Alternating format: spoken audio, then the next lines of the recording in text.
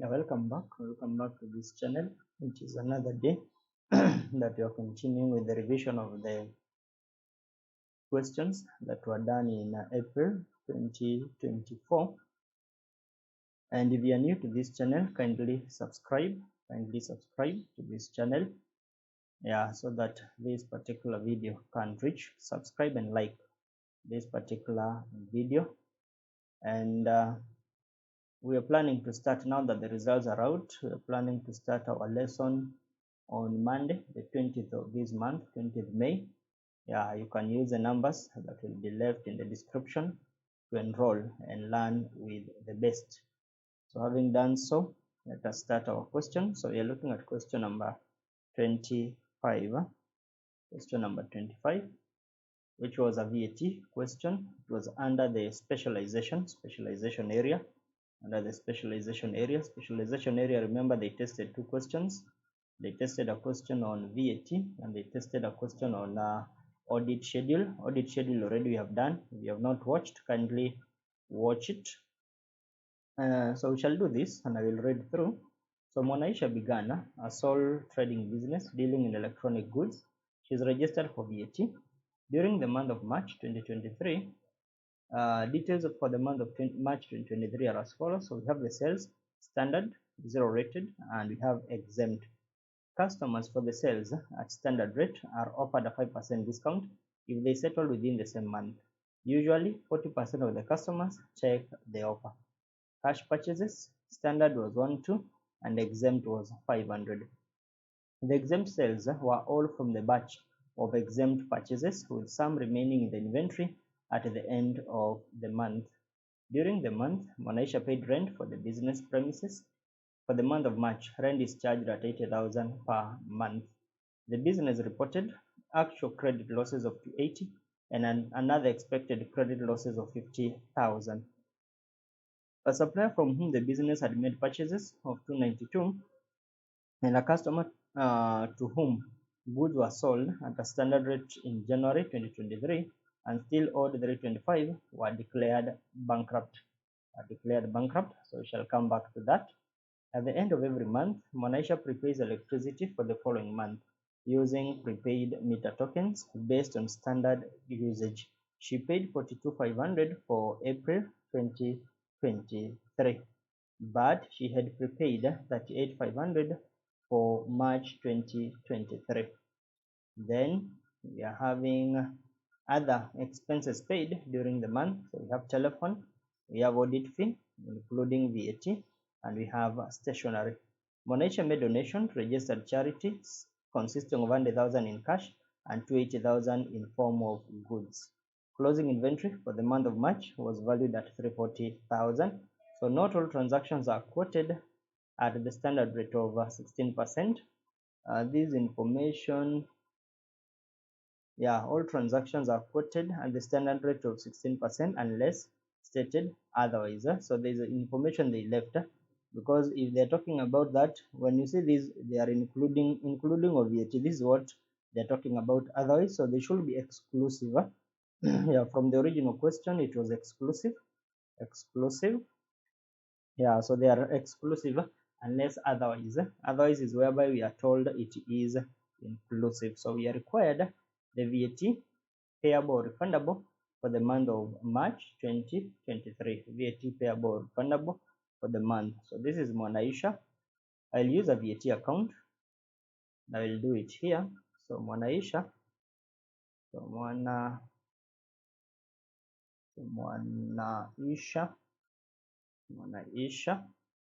So VAT account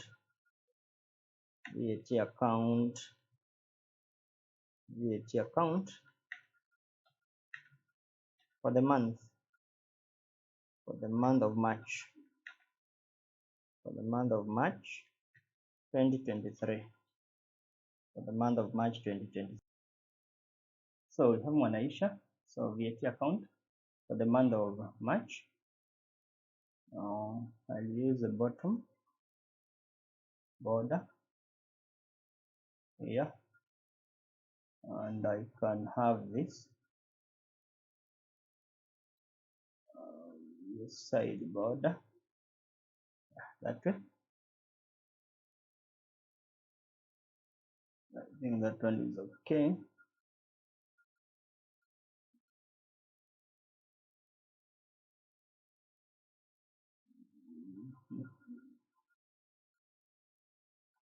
Just need to increase the line style. Okay, yeah, that way. That one is okay. So that this side we have what we call the input tax, and this side we have what we call the output tax. Input tax and output tax.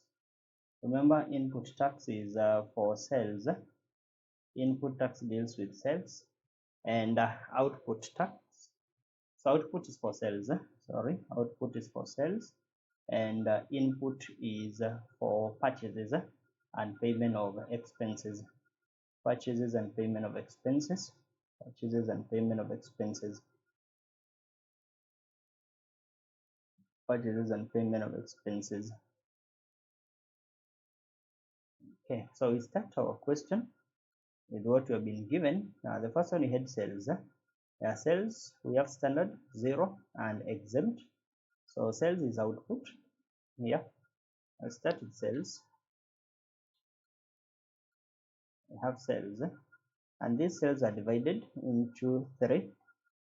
So we have standard. We have sales that was at standard rate. And the standard rate, they were 1.9. So I'll use all the values, 1.9, and we are told customers for the sales at standard rate are offered 5% discount if they settle within 1 month. Usually 40% of customers take this offer. Yeah, so the one that are taking the discount, so 1.9, we take 40%. 40% will take the discount. We take the discounted price, which is 95%. 40% taking the discount at 95%, and the rate of VAT, which is 16%. We are saying it is exclusive unless otherwise. It is exclusive. So we shall multiply by 16%. Those are the ones that are taking the discount. Shall get that value. Then still there are those that are still at standard rate, but the ones that are not taking the discount, the ones that are not taking advantage of the discount, and not taking advantage of the discount will be the balance of 60%, and now you multiply by 16%. The 60% are not taking advantage of discount, multiply by 16%, which is the rate of VAT, and we will get that value as our VAT, for that particular period. Yeah, so here allow me just to reduce the zeros. Yeah, that way. So that is our standard. Both these are discounted and this one is not discounted. Then apart from that, we had the zero rated. Remember the rate is 0. Zero rated cell. Zero rated is it? We have the one that was 0 rated, which was 418. This will be 418,000 by 0%. Which will give you a dash or a 0. And then you had exempt. Remember, for the exempt there was a note number 4. The exempt sales were all from the batch of exempt purchases. Remember, in note number 3 we had exempt purchases. So this what we sold was from this particular batch, with some remaining in the inventory at the end of the month. Some were remaining at the end of the month, meaning that we shall not restrict the deductible input, because we were able to trace the part of sales that were sold as exempt. They were from the proportion that were bought as exempt. So ideally you can include it or you don't include it, it will have no effect, because exempt we don't have any rate. Yeah, for the exempt is just but a dash. And remember, now we shall not restrict. In this case there is no restriction of deductible input, because it was traceable. The amount that was sold as exempt came from the portion of exempt purchases. So even if I include the exempt, here, and remember I've said the exempt, it's not a must to include it, still it will be by dash. We shall not have anything on that value. It is not 0, it is not what, it's just but dash. Even I cannot include a value for the exempt because we don't have a rate. Then number 3, we have the cash purchases on this side. This side we have purchases. So our purchases, we'll calculate them. Yeah, let me calculate it here. Our purchases, we had 1.2 at standard, 1.2, and you multiply by 16%. Which we shall get 192. Just need to reduce the zeros here. Yeah, that way. That is our purchases, and we had exempt. So purchases at standard. So purchases at standard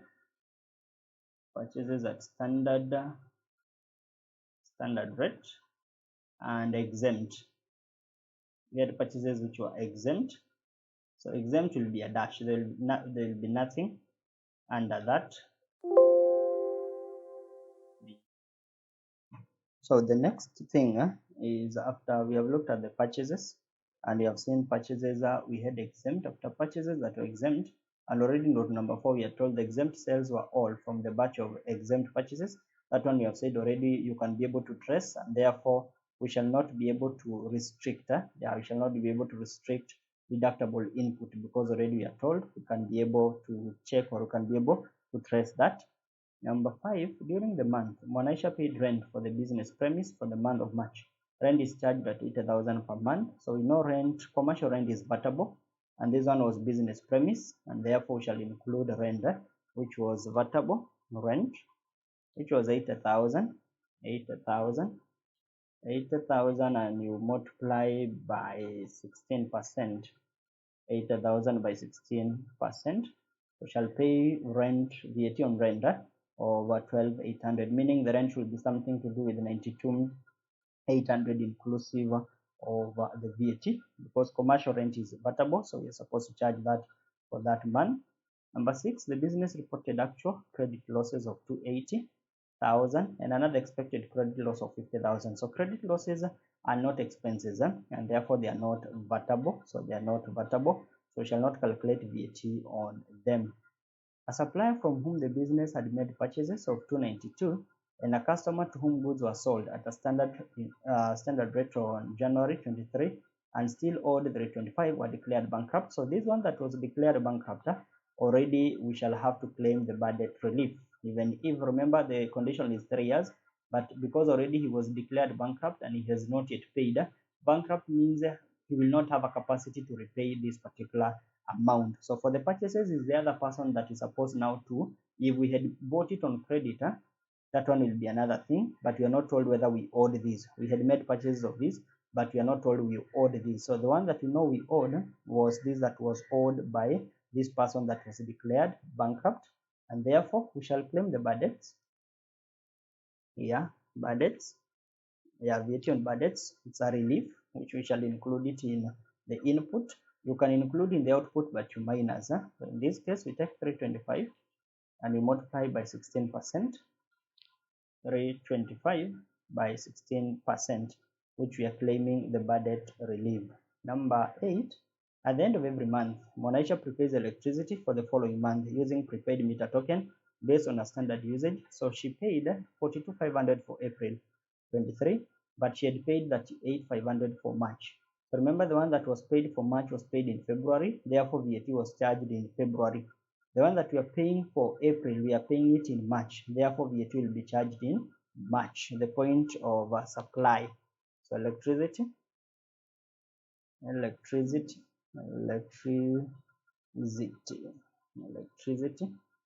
So here we shall check 42,500 by 16%. So the point of supply will be in the month of March, therefore VAT will be charged in the month of March.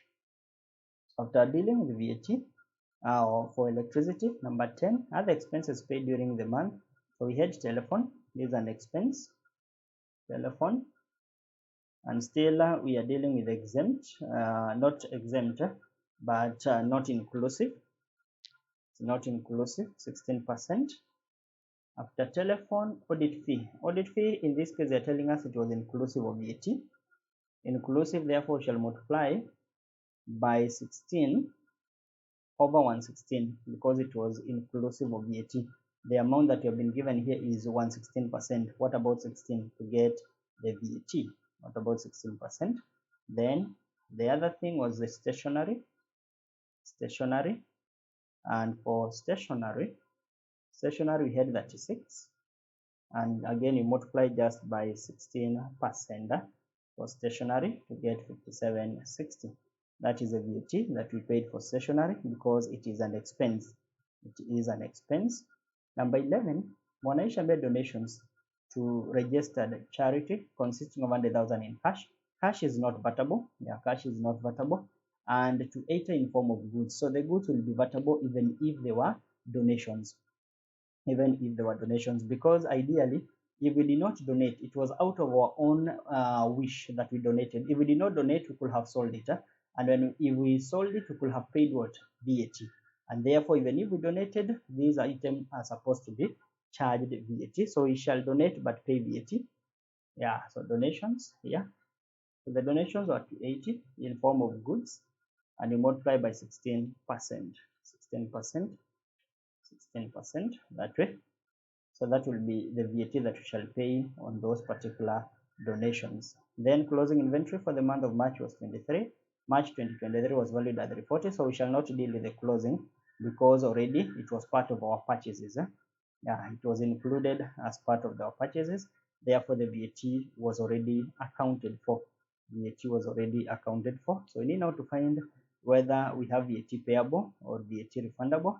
So on the credit, the total here, the sum of this, so shall have the 42, and on the debit, if I can do the sum of these, we have 286, meaning that in this case, what will be payable will be the 342,720, and I minus 286,782.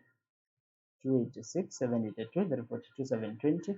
So I shall get an amount of 55,938 to be the amount that will be payable.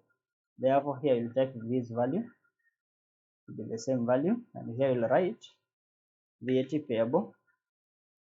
If the balancing figure is on the debit, is payable, and if it's on the credit side, it is refundable. It is refundable. So 55,938, 55,938, that way. Yeah, 55,938, so that we can get that value to be 342,720, 342,720. And even if now you can do the sum under this, assuming I'm doing the sum for all, and you'll get 342,720, 342,720. So this one I'll use the top and bottom. Yeah, and even this one the same. So this one I will bold, and even this one I will put it as bold. This one I can put it at the center, margin center. Yeah, so that is Mwanaisha VAT account for the month of March 2023. So that is what, or that's how that particular question was supposed to be done. So that you can get your 20. To get your 20, it was giving 20 marks. Yeah, it was a good question for 20 marks. A good question for 20 marks. The key thing was you identify the input tax and the output tax. That was key thing. You were to identify that, and again to know that it was exclusive, unless otherwise. Otherwise, was the one that now was inclusive of VAT. The one that was inclusive of VAT. Yeah, that's all. Kindly continue subscribing, and if you wish to join our May-August intake, you can do so. You can use the contacts under the description. We shall leave a contact so that you can be enrolled for these classes. The classes are starting on Monday the 20th, Monday the 20th, whereby we normally have 3 classes in a week, on Monday, on Wednesday, and on Thursday, and the timing are normally from 8:20 to 9:45 p.m. 9:45 p.m. and you'll get all the support, all the materials that you need. You'll get all the Excel sheets when you join this particular class. And I believe when you join, you learn with the best and will be assisted to pass your BBA exams in the next sitting on August. Thank you.